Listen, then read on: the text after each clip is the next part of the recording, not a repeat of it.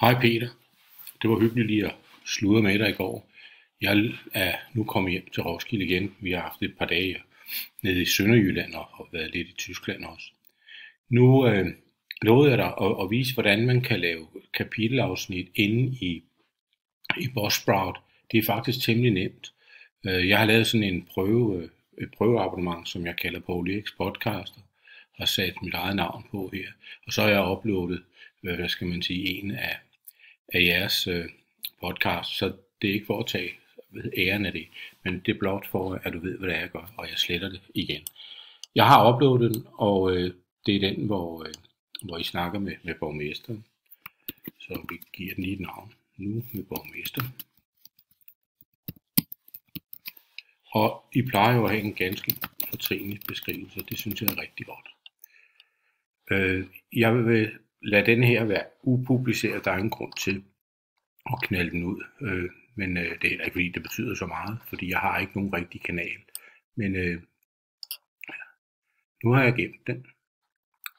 Og så ligger den her sammen med mine andre eksperimenter. Hvis jeg vil klikke på editere her, så skulle det være muligt for mig at lave nogle forskellige ændringer og gøre noget. Jeg har tænkt mig, eller det er sjovt, for de gange jeg prøver det, der driller det altid med lige at finde ud af, hvor det er, jeg sætter de der, kapitelmærker. Men du skal bare se, det kommer lige om lidt. Det virker virkelig blødt, at jeg ikke lige kan hitte den, men jeg mener, det var den her, vi skulle klikke på. Og så tror jeg nok, at jeg skal gemme igen og opdatere, og se, så er den der. Jeg kan ikke lige forklare, hvorfor det skulle gå i den rækkefølge, men sådan er det altså. Undskyld. Jeg har mulighed for selvfølgelig at publicere, og jeg har link til, til episoden. Og det var den description eller beskrivelse, som jeg gav. Der plejer jeg jo at skrive lidt mere, og også lidt mere fornuftigt. Men læg mærke til, at du har en mulighed for at sige add chapter markers. Og hvis vi gør det, så får vi den her mulighed. Og vi kan jo sådan set bare skrive start her til det første. Og altså simpelthen bare add new chapter. Og lige så snart man har gjort det, så bliver den sat ind, og så kan man så finde nogle flere. Nu skal du bare se. Man kan jo faktisk også tilføje et billede, eller lave et link til et eller andet, hvis det giver mening. Det synes jeg ikke, det gør lige nu. Create. Så nu har vi det første. Og hvis jeg klikker på den, så begynder I at snakke. Det kan du høre her. Og den er klar til det næste, til det næste kapitelmærke. Nu hopper jeg lidt i det. Det kan vi godt lige forestille til fjorden. Det er jo helt unikt, og hvad kan vi gøre? Jeg stopper der, så skriver jeg ved fjorden. Ved fjorden, og så create. Og så har vi en mærke mere. Jeg synes ikke, jeg vil spilde din tid med, at vi skal høre det hele. Men bagved det ligger der jo, som du også nævner, ligger der jo nogle bevidste politiske prioriteringer. Ja. Og den anden... Ja, jeg skriver bare noget her. Politik og create. Så nu kan du se, at der er allerede nu kommet nogle mærker. Du kan lægge lige så mange på, som du har lyst til. Det skal man jo nok passe på med. De er rimelig nemme at redigere i. For eksempel vil du kunne gå ind, bare klikke edit på en af dem, og så kan du faktisk ændre ganske få tiendedele sekunder eller noget, hvis det er det, man har brug for. Det er faktisk meget smart, og det er nemt at have med at gøre. Save and update. Så kan du se, at der er kommet denne her lille mærke hernede. Og det er simpelthen kapitelmærkerne. De findes også her, som du kan se, og der er det ude på selve tallene eller minutterne, som linket ligger. Hvis man publicerer det her, og folk går ind på Buzzsprout-siden, så vil det virke uden problemer. Politik. Politiske prioritering, som er der dagligt. Nu sidder...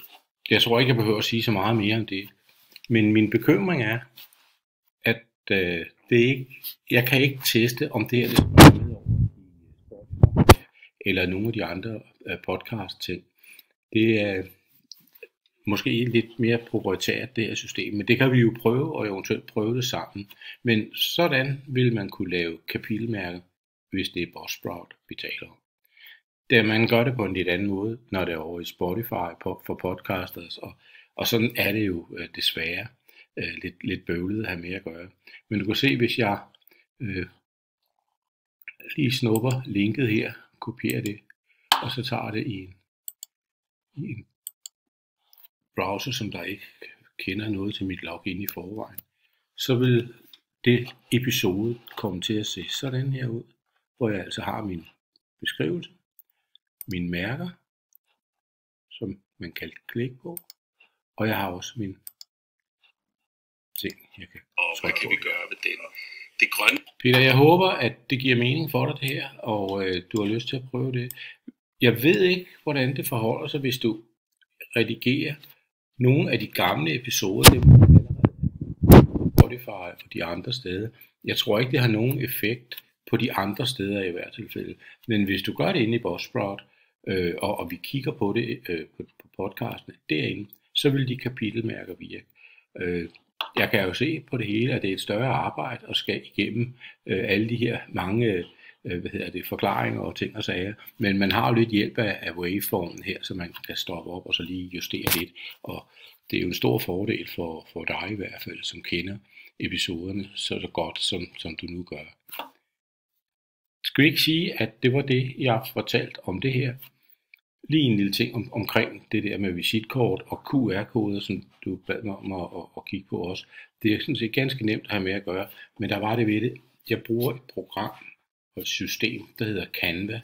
Det kan man købe til mange penge og kan kunne en hel masse, men de har en gratis version, den bruger jeg og har meget fornøjelse af. Og den skal nok sende dig information om, og jeg kan også godt give dig en hånd med, hvordan du kommer i gang med det. Måske sparer dig for nogle timers, irritation over, og hvordan pokker sådan noget her, det virker. Men det kan vi lige snakke sammen mere om. Jeg er i hvert fald hjemme resten af dagen, og jeg er også hjemme i weekenden. Hvis du har lyst til at snakke, kan du bare ringe eller skrive. Tak for nu.